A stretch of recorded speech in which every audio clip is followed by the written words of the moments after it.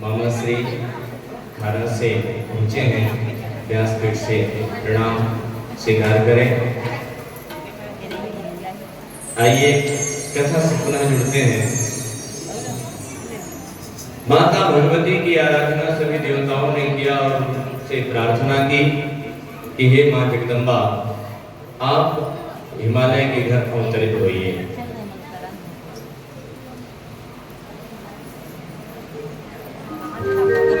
माता भगवती ने उनको आशीर्वाद दिया, कहे देवताओं तुम चिंता मत करो,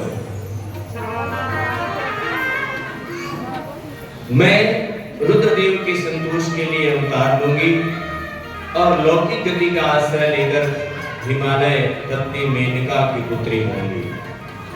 ऐसा देवताओं का आश्वासन दिया है और आश्वासन देकर के माता भगवती अपने लोक को चली गई है।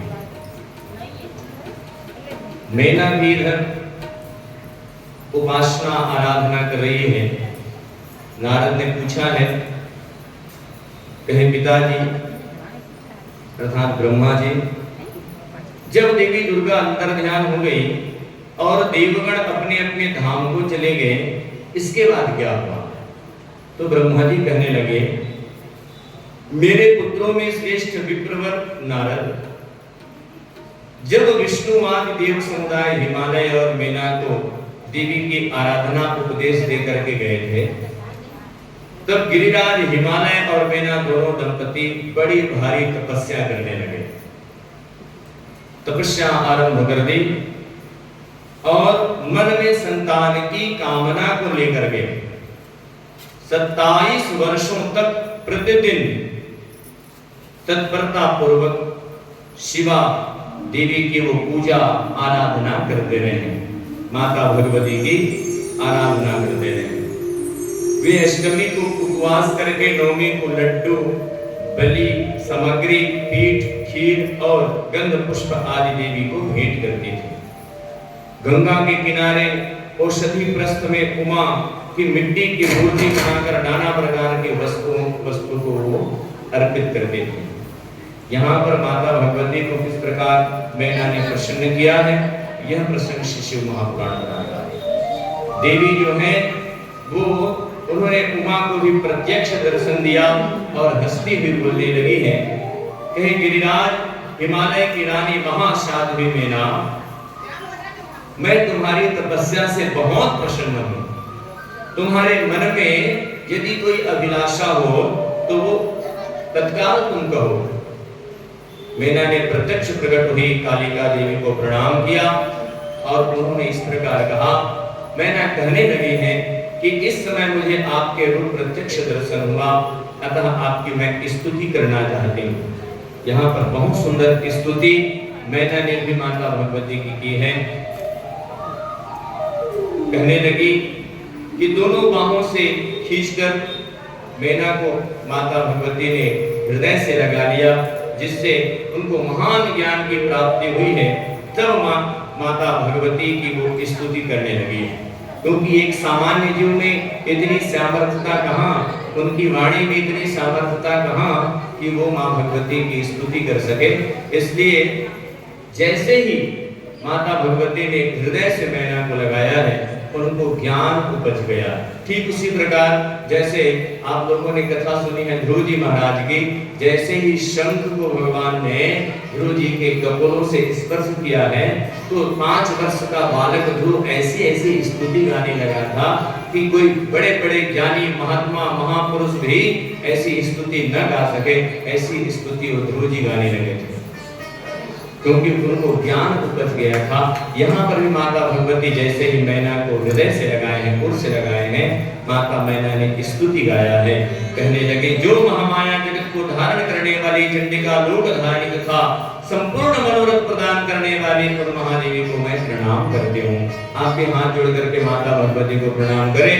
जो नित्य आनंद प्रदान करने वाली माया, योग निद्रा, जगत जननी और सुंदर कमलों की माला से अलंकृत है, उन नित्य सिद्धा उमा देवी को मैं प्रणाम करता हूँ, ऐसे करती हूँ। ऐसा बार बार मैना ने माता भगवती की स्तुति गाई है। उन मैना देवी से माता भगवती कहती हैं तुम अपना मनोवांछित वर मांग लो, तुम्हें क्या चाहिए।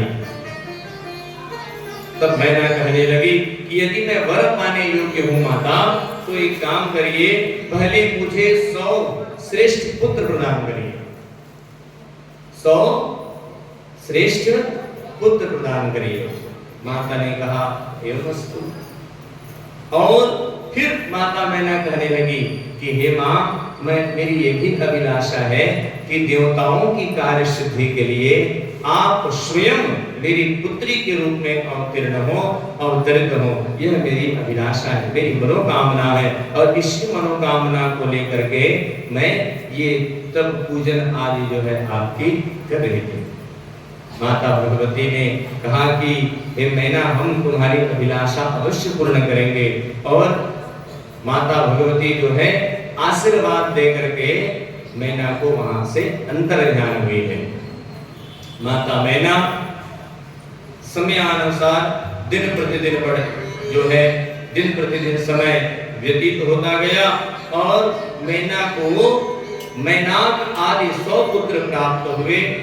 और एक उत्तम पुत्र जो मैनाक था, जिसे समुद्र के साथ उत्तम उसकी मैत्री थी, मित्रता थी, ये वही मैनाक है। आप सबने मानस की जब कथा सुनी है तो ये मैनाक की कथा, तय मैनाक होए श्रम हरि। जब हनुमान जी महाराज राम जी की कार्य सिद्धि के लिए लंका जा रहे थे, माता सीता की सुधि लेने के लिए, तो यही मैनाक पर्वत है जो कहने लगे थे, कहे प्रभु यहाँ पर विश्राम कर लीजिए, मेरे ऊपर थोड़ा देर रुक करके आप विश्राम कर लीजिए, ये वो यही मैनाक है ना। तब हनुमान जी ने कह दिया था कि राम काज किन्हे बिना मोहि कहाँ विश्राम। तो इस मैनाक की कथा आप लोग सुने हैं, तो यही हिमालय के पुत्र हैं। और 100 पुत्र होने के पश्चात पुत्री के रूप में स्वयं माहेश्वरी जो है वो मैना के गर्भ में आकर के स्थापित हुई है। देवी उमा का हिमवान के हृदय तथा मैना के गर्भ में आने की कथा इस शिव महापुराण में ब्रह्मा जी ने नारद जी से कहा है। गर्भस्था देवी का देवताओं द्वारा स्तवन किया गया। जब माता भगवती मैना के गर्भ में आई तो एक तेज मैना के स्वरूप में परिलक्षित होने लगा। सारा सुख समृद्धि ऐश्वर्य हिमालय में स्थापित हो गया और देवताओं ने भी गर्भ स्तुति की है। जिस प्रकार भगवान बाल कृष्ण जी जब गर्भ में थे तो सभी देवता ने गर्भस्थ स्तुति की, गर्भ स्तुति की है। उसी प्रकार यहाँ पर भी जब माता भगवती जो है वो मैना के गर्भ में थी तो सभी देवताओं ने स्तवन किया है, प्रणाम किया है और स्तुति गाई है। देवी के कुछ दिव्य रूप का दर्शन करके गिरिप्रिया मैना को भी ज्ञान प्राप्त हुआ जब माता भगवती उनके सामने प्रकट हुई है। मैना ने कहा, हे जगदम्बे महेश्वरी, आपकी बड़ी कृपा की जो मेरे सामने प्रकट हुई। अंबिके, आपकी बड़ी शोभा हो रही है। हे शिवे, आप संपूर्ण शक्तियों में आद्या शक्ति तथा तीनों लोकों की जननी हैं। देवी, आप भगवान शिव को सदा ही प्रिय हैं तथा संपूर्ण देवताओं से प्रशंसित और पराशक्ति माहेश्वरी हैं। इस प्रकार मैना ने पुनः जब देवी उनके सामने प्रकट हुई, जन्म के समय है ना 9 महीने जब व्यतीत हो गए, जन्म के समय जब देवी जो है प्रकट हुई है तो उनकी पुनः उन्होंने स्तुति की है। अब स्पष्ट कह दिया कि तुम दोनों दंपति पुत्री भाव से अथवा दिव्य भाव से मेरा निरंतर चिंतन करते हुए मुझ में ही स्नेह रखो, मुझसे प्रेम करो, ऐसा माता भगवती जो है उन्होंने कह दिया है। और माता जगदम्बा का यहाँ पर फिर अवतार होता है, अर्थात माता पार्वती जो है वो राजा हिमालय के घर अवतरित होती है। और जब अवतरित हुई तो आप सबने सुना ही है कि सदा सुमन भल सहित सब अद्रुम नव नाना जाति प्रगटी सुंदर शैल पर मनिया करे बहु भाग। सारा ऐश्वर्य जब माता पार्वती राजा हिमालय के घर प्रकट हुए तो सारा ऐश्वर्य जो है राजा हिमांचल के घर में विद्यमान हो गया।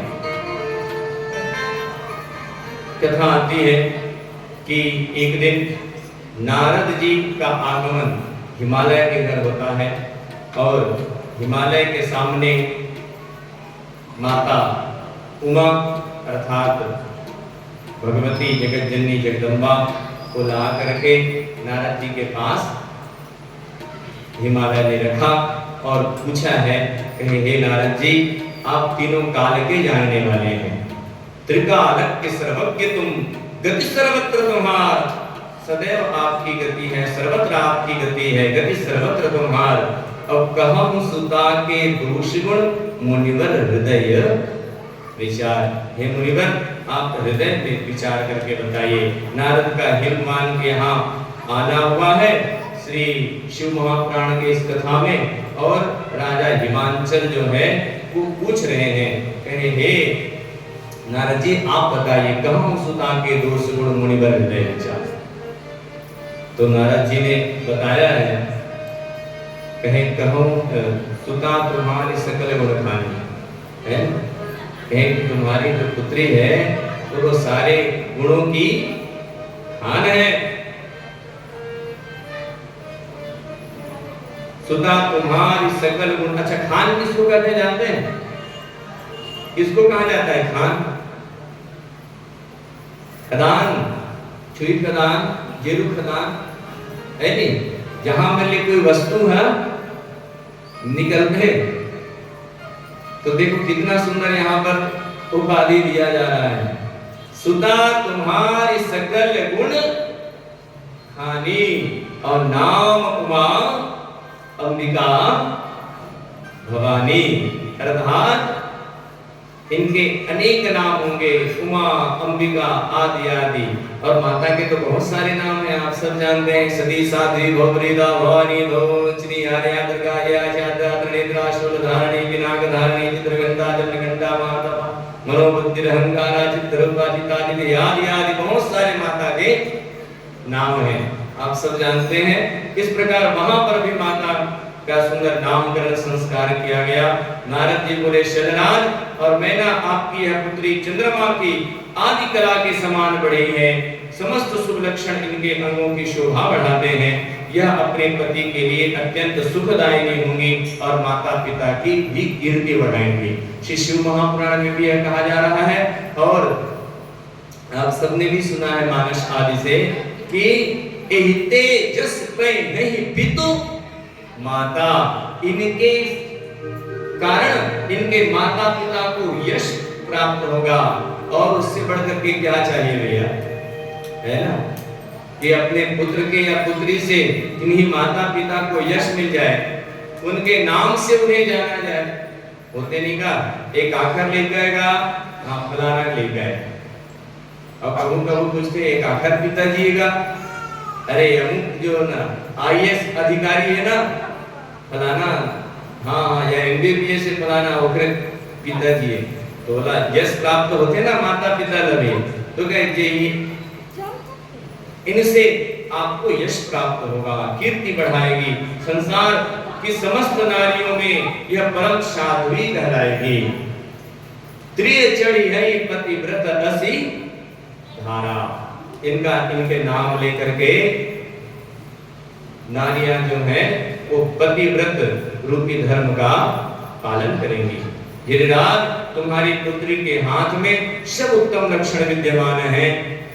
सुनो, एक उसका एक यथार्थ फल मैं आपको बताता हूं। एक रेखा ऐसी भी है, देखो नारद जी बोल रहे हैं एक रेखा ऐसी भी है, इससे यथार्थ रूप से जो सत्य सत्य जैसा है वैसा ही मैं आपसे कह रहा हूं। तो बोले क्या है महाराज?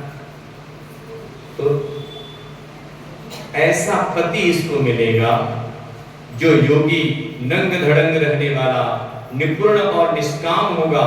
उसके मां होगी नवाब, देखिए कैसे व्याख्या किया जा रहा है यहाँ पर श्री शिव महापुराण में, उसे मान सम्मान का भी कोई ख्याल नहीं रहेगा और वह सदा अमंगल वेश धारण किए रहेंगे, ऐसा नारद जी ने वहां पर कहा है। तो भैया जोगी जटिल अकाम मन नगन अमंगल भेष रामा, जोगी जटिल अकाम मन नगन अमंगल भेष रामा, अस स्वामी ही कर मिलहि परि हस्त असिरेख रामा, अस स्वामी ही कर मिलहि असिरेख रामा।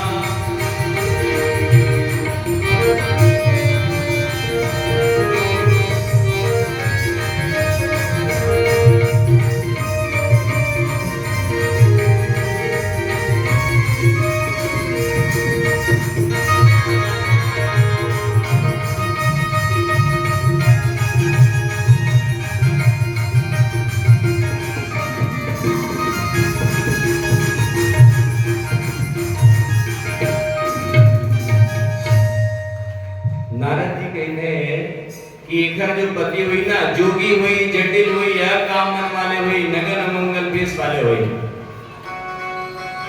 अतः बात में सुनिस न तो रानी मैना और राजा हिमांचल जन है वो दुखी हो गए।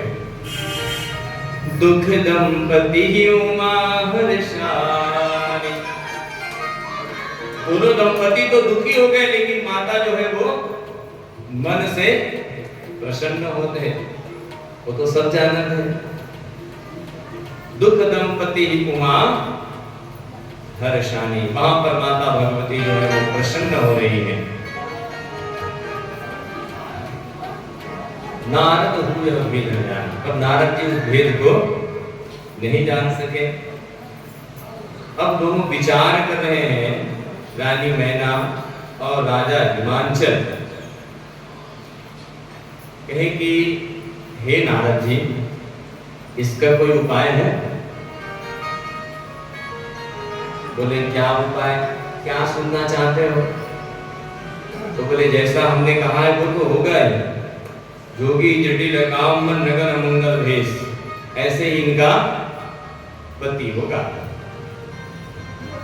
अब ब्रह्मा जी ने जो लिख दिया है वो तो इधर का उधर नहीं हो सकता, उसको कोई नहीं मिट सकता, वो तो लिख गया मतलब लिख गया। कहे महाराज कुछ तो उपाय बता दो। बोले सुनो, एक और यथार्थ सत्य कहता हूं। नारद जी ने कहा कि तुम्हारी पुत्री जो काली है वो माता काली ही पूर्व काल में दक्ष कन्या सती हुई थी, और उस समय इसी का सदा सर्व मंगलदायी सती नाम था। यह भी एकदम यथार्थ सत्य है। राजा हिमालय इसे केवल अपनी पुत्री मत समझना, ये साक्षात जगदम्बा है। और जो मैं तुमको जो वर का जो दोष बखान कर रहा हूं ना, मेरे अनुमान से वो तो साक्षात शिव जी में है, और यदि उसको शिव जी से उस दोष को मिला दो तो वो सारे दोष गुण में परिवर्तित हो जाएंगे, क्योंकि समर्थ को नहीं दोष गोसाई, श्यामर्थवान को कभी दोष नहीं लगता।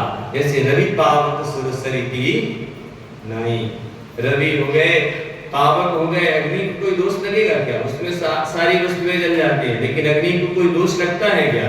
नहीं लगता। रवि पावक सुरसरी की, सुरसरी गंगा को कोई दोष लगेगा क्या? शुभ और अशुभ सलिल सब बही, वहां तो सब बह जाते हैं, शुभ भी और अशुभ भी, लेकिन तब भी गंगा जो है वो पवित्र मानी गई है, उनको कोई दोष नहीं है।